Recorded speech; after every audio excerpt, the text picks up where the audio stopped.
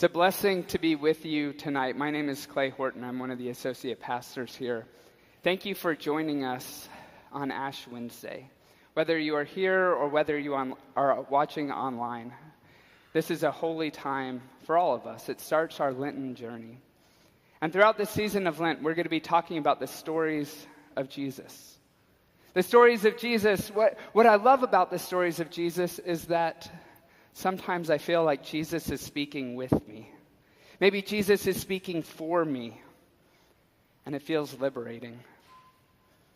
But what I also find with the stories of Jesus, as I read them, sometimes Jesus is speaking to me, sometimes almost against me, and I feel a holy disturbance as I wrestle with the stories of Jesus. During this Lenten season, I invite you to both feel liberated and find some places of holy disturbance as we reflect on the stories of Jesus. Our text tonight is one of those texts that allows us to both feel liberation and some holy discontent, some holy disturbance. We're going to be looking at John chapter 2, verses 13 through 22. And this is the story of Jesus cleansing the temple. And we find this in the second chapter of the Gospel of John. Matthew, Mark, and Luke write about the cleansing of the temple, but it happens at the end of their Gospels. But the Gospel writer John, we don't get very far into the Gospel before he shares this story with us. And so feel some liberation in this story and feel some discontent. John chapter 2, the words will be on the screen. The Passover of the Jews was near, and Jesus went up to Jerusalem. In the temple, he found people selling cattle, sheep, and doves, and the money changers seated at their tables. Making a whip of cords, he drove them all out of the temple, both the sheep and the cattle. He also poured out the coins of the money changers and overturned their tables. He told those who were selling the doves, "Take these things out of here. Stop making my Father's house a marketplace." His disciples remembered that it was written, "Zeal for your house will consume me." The Jews then said to him, "What sign can you show us for doing this?" Jesus answered them, "Destroy this temple, and in 3 days I will raise it up." The Jews then said, "This temple has been under construction for 46 years, and will you raise it up in 3 days?" But he was speaking of the temple of his body. After he was raised from the dead, his disciples remembered that he had said this, and they believed the scripture and the word that Jesus had spoken. May God add God's blessing to the reading of this scripture. Imagine yourself 2,000 years ago, and you've been on a trek to Jerusalem. It's a pilgrimage. It's this holy opportunity, and you're looking forward to this journey, the journey of coming to Jerusalem for the Passover. But you're tired. It was a long trip. Your phone ran out of batteries halfway through. No. Even worse, you don't have a phone, and you're traveling for miles, right? But imagine, though, you've traveled miles and miles, days and days, and you arrive and you are worn out.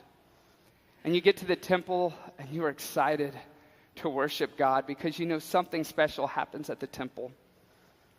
But as you go through the crowded streets of Jerusalem to get there, because thousands of people have come for the Passover, you discover that as you get into the temple, it's crowded. And it feels the same on the inside as it does on the outside. And you start looking around trying to figure out where to go, and there's people that you're bumping into. There's cattle that you have to walk around. And then you finally figure out what line you're supposed to stand in, and you realize that you have to exchange your foreign currency for some faceless currency that can be used to pay the temple tax. And so you stand in line, and you're waiting, and you're waiting. You're tired. You want to do this praising of God, but it's been a stressful day so far. And then all of a sudden, as you stand in line, commotion starts happening. You start seeing some cows running in front of you, some sheep. A dove flies over you, and you're trying to figure out what's going on. And then all of a sudden, this man comes to the table that you're about to be at, and he flips it over. Coins rattle on the ground. Everybody's wondering what's going on. You start looking around, and this man seems angry and frustrated, but he doesn't seem like a mad or crazy man. It seems as though he's got some authority to be doing this. But you look at the other religious leaders, and it's clear they're not happy. And as you survey the situation, you hear the name Jesus. And you start wondering what this is all about. Then you look at the floor. You look at the cattle that have been moved out. And you realize the religious practices that you thought you were going to do that day aren't going to happen. And so you wonder, what happens if I pray without paying the temple tax? What happens if I pray without doing the offering like I've been told to do? I wonder if you might feel a sense of liberation and start recognizing that this man that came through and cleared out the temple was doing it for you because he wanted you to be able to worship God. You feel liberation. You feel a new opportunity has begun in your faith journey. Jesus cleanses the temple and offers something beautiful by flipping over tables. He changes it from rituals to true devotion. I wonder if you would have felt liberation 2,000 years ago. I wonder if you might feel that tonight. I wonder if instead of a temple, we've got our hearts. And sometimes barriers have been set up in each of our hearts. We all have some tables. Maybe we've got some cows and some sheep. We've got things within each of our own hearts that represent barriers to getting to God. And sometimes those barriers have been put there by other people. Those tables have been lined up that we feel like we have to stand in line for. And those tables make it feel like we have a hard time connecting with God. What tables do you have in your own life? What barriers have been set up maybe by other people, maybe through childhood experiences or recent experiences? Have you been told that you have to be this way or that way? Have you been told to do this or that? That in order to worship God, you must be blank? Do you have those barriers? I wonder. I know each of us do. And I wonder if you're watching with us online tonight, if you even felt those barriers and wanted to come to a place of worship, but felt those barriers imposed by others. But whether you're here or online, what we know is that Jesus has come to speak for you, to speak with you, to flip over those barriers. We have barriers imposed by others, but we also have barriers that each one of us have put in our own hearts. We call that sin. And Lent is the time to really name that as sin. And we've got tables, and we've added to those tables and different things that keep us away from God. It might be addictions, it might be greed, it might be pride. But I wonder what tables that you've been comfortable with. What sin that you've been adding into your life over these years that has kept you from feeling that full liberation from Christ. Listen to the words that were read earlier from Psalm 51. These are about becoming clean, removing those barriers, those tables. Verse 2 says, "Wash me thoroughly from my iniquity and cleanse me from my sin." In other words, Jesus, flip over that table. "Purge me with hyssop, and I shall be clean. Wash me, and I shall be whiter than snow." Jesus, flip over that table that keeps me from you. "Create in me a clean heart, O God, and put a new and right spirit within me." Jesus, flip over that table. I wonder what tables are in each of our hearts tonight. And throughout the season of Lent, Jesus might come to us and look us in the eye and say, I'm going to help you flip over this table. Because it's not a barrier you need to have in front of you. I want to be with you. I want to be in a relationship with you. Lent is about the time of reflecting and asking God to help you flip over those tables. And I pray that you feel that great liberation. The text also takes us to a place of holy discontent, though. And we live in that tension during Lent. Imagine yourself 2,000 years ago. You live in Jerusalem and you wake up that morning going to do God's work. In fact, you have been invited by the temple leaders to be in the temple, helping make it accessible for other people, the pilgrims who have traveled to Jerusalem, making it an opportunity for them to worship God. And so you get your money bags. You've got bags of money to help make change. You've got bags of faceless money that people can use to pay the temple tax.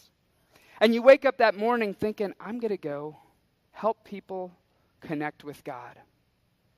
And everything seems to be going right until this angry man comes and starts moving all these sheep and cattle out of the way. And as you watch in horror as he comes to your table and he flips it over. And he says, stop being a distraction. Stop keeping other people from me. And you wonder, I was invited here today, and the person selling the cattle, they were invited because as pilgrims came to Jerusalem, they couldn't carry the cattle with them. They couldn't take all the offerings, but the scriptures required burnt offerings.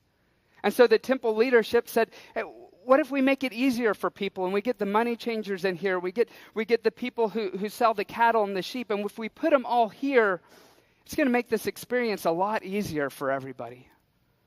And you watch as your world gets flipped upside down. And you wonder that if you were dedicated to the purposes of God, but if you were actually standing in opposition to God on accident. Lent's our time to reflect on that as well. This passage hits me hard as somebody who works in the church, maybe the equivalent of the temple leadership. But I know whether you work in the church or whether you serve faithfully here and you're participating in many different ways and leading in many different ways, I wonder if during the season of Lent we might be praying and asking God, what tables need to be flipped over? What tables am I participating in? What acts am I doing that possibly keep other people out of the church? What we know is that there are thousands of people within our community that don't have a church home, that for some reason feel like there's a barrier between them and God. And every once in a while the church, well actually many times over our 2,000-year history, we've had some tables that we've put up and we've thought they fit perfect. But then the church has to do some soul work and say, Jesus, do you need to flip this table over? And if so, I'm not standing in your way.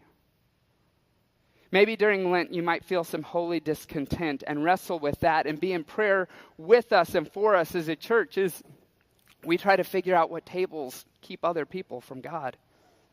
And as you do that and as you pray, I ask one thing. Please be more diplomatic than Jesus if God reveals anything to you, right? Like, I like my desk, and I like the way the furniture is arranged in the church, and I think most of the people here do. But if God tells you to flip over a table, maybe we could talk about it over a cup of coffee. But what would happen during Lent, though, if we really felt that freedom and that liberation and God breaking down those barriers that keep us from worshiping God? And what if we also felt that holy discontent and God nudging us and saying, this table's got to go. It served its purpose, but now it's distracting. liberation, holy discontent. This makes for a fruitful season of Lent. But as we reflect on this story, what we find is that Jesus isn't just changing those religious practices there. He's changing everything. This story isn't just about cleansing the temple, but it's about starting a whole new faith journey. The temple leadership comes to him and says, what signs can you show us to prove that you can actually do this? Like, what authority do you have? And Jesus says, tear down the temple and I'll rebuild it in 3 days. Jesus is pointing to his resurrection. This isn't just about cleansing the temple, but it's about flipping the whole religion on its head and creating opportunities for people to connect directly with God.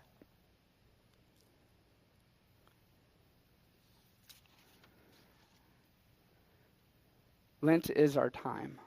It's our preparation to prepare for that big flipping when Jesus takes death and brings about life.